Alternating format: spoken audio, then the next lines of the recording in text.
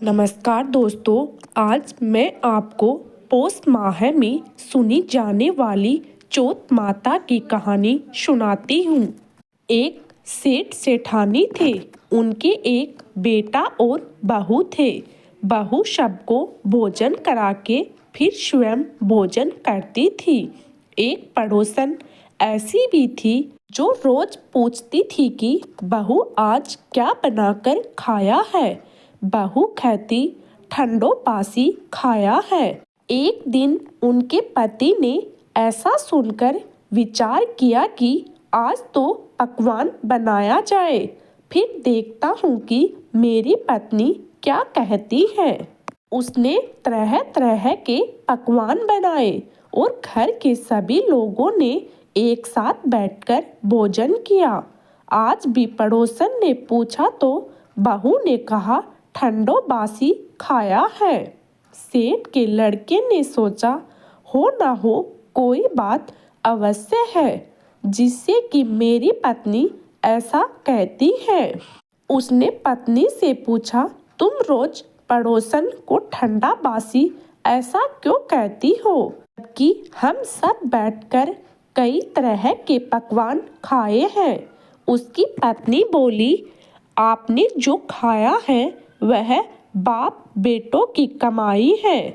जिस दिन आप कमाकर लाओगे उस दिन मैं समझूंगी ताजा भोजन कर रहे हैं।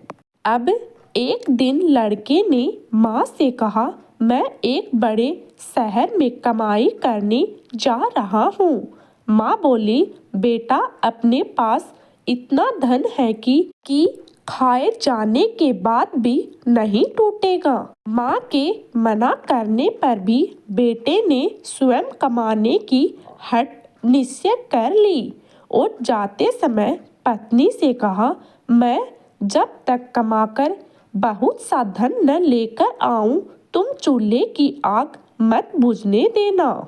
एक दिन चूल्हे की आग बुझ गई तो वह मन ही मन घबराने लगी, कहीं मेरे पति पर संकट तो नहीं आ गया।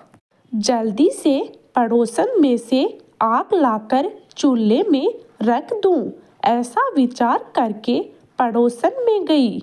वहां पड़ोसन चौथ माता का व्रत पूजन कर रही थी। पड़ोसन ने कहा थोड़ी देर में आकर ले जाना। बहू ने पड़ोसन से पूछा आप यह व्रत क्यों करती है, इससे क्या मिलता है। पड़ोसन ने कहा चौथ माता के इस व्रत को करने से अन्न लक्ष्मी मिलती है और अपनी सभी मनोकामना पूरी होती है। अब बहू भी चौथ माता का व्रत करने लगी। दीवार पर चौथ माता बनाई। उस दिन घी गुड़ का चूरमा बनाकर रात्रि को चंद्रमा को अर्घ देकर भोजन करती है। ऐसा करते करते बहुत दिन हो गए। चौथ माता ने उस बहू के पति को सपने में दिया कि साहूकार का बेटा तू जागे कि सोवे, तेरी पत्नी बहुत याद कर रही है, घर जाकर उसकी चिंता मिटा दे। तू दुकान खोलकर कुमकुम केसर का पगला बनाकर बैठ जाना, आज तेरा हिसाब किताब चुकता हो जाएगा। अब तो चौथ माता ने जैसा कहा था वैसा ही हुआ। उसने घर जाने की तैयारी की और गाड़ी भर के धन दौलत लेकर चल दिया। रास्ते में एक बड़ा सा काला नाग फन फैलाए बैठ गया और कहने लगा आज तो मैं तुझे डसूंगा, छोड़ूंगा नहीं। आज तेरी आयु पूरी हो गई है। सेठ ने लड़के से कहा आज चौथ माता ने मुझे सपना दिया तो मैं पत्नी से मिलने घर जा रहा हूँ। वहाँ मेरी पत्नी बहुत चिंता कर रही है। मैं उससे मिलकर जरूर आ जाऊंगा, तब तुम मुझे डस लेना। नाग ने कहा तुम शपथ पूर्वक कहकर जाओ तो मैं तुम्हें जाने दूंगा, परंतु लौटकर नहीं आए तो तुम्हारे घर आकर मैं तुझे डस लूंगा।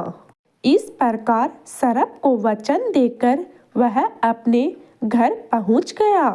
वहां सभी से हंसी खुशी मिलने लगा और भोजन करने बैठा तो उदास होकर बैठ गया।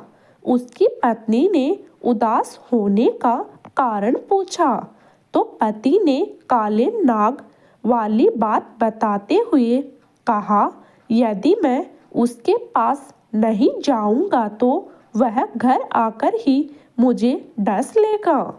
पत्नी बहुत चतुर थी। उसने कहा कि आप घबराओ नहीं, लेट जाओ, मैं एक उपाय करती हूँ। पत्नी ने कमरे की 7 पेड़ी धोई। पहली पेड़ी पर रेत, दूसरी पर इत्र, तीसरी पर गुलाल फूल, चौथी पर कुमकुम केसर, पांचवी पर लड्डू पेड़ा, छठी पर गादी गलीचा और 7वीं सीढ़ी पर दूध का लोटा भरकर रख दिया। इस प्रकार वह 7 ही पेड़ियों पर सजाकर बैठ गई। आधी रात होते ही नाग आकर पेड़ी चढ़ने लगा।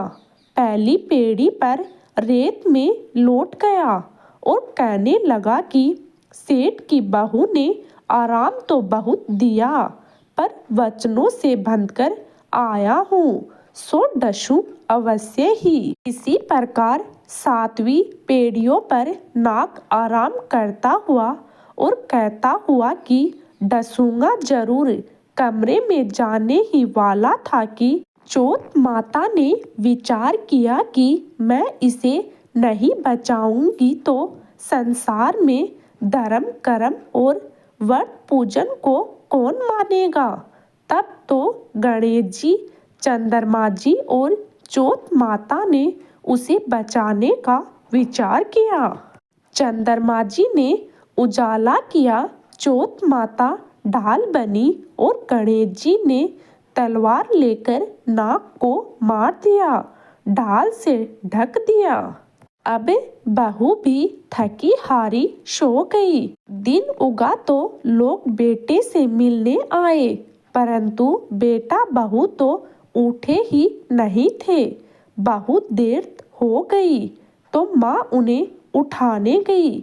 माँ ने 7 सीढ़ियों पर जो देखा तो बहुत घबराई और बेटा बहू को आवाज लगाई। बेटा बहू उठे तो देखा कि एक ढाल तलवार वहां पड़ी है। अब ढाल उठाई तो वही काला नाग मरा हुआ पड़ा है। बेटा बहू ने सोचा कि आज तो धर्म कर्म ही आड़े आए हैं। जो भगवान गणेश जी और चौथ माता ने अपनी रक्षा की। हे चौथ माता, आपने जैसे सेठ के बेटे बहू की रक्षा की वैसी सबकी रक्षा कीजियो। बोलो चौथ माता की जय। अगर आपको मेरे द्वारा सुनाई गई कहानी अच्छी लगे तो कमेंट तथा लाइक जरूर करें और सब्सक्राइब करना न भूलें। धन्यवाद।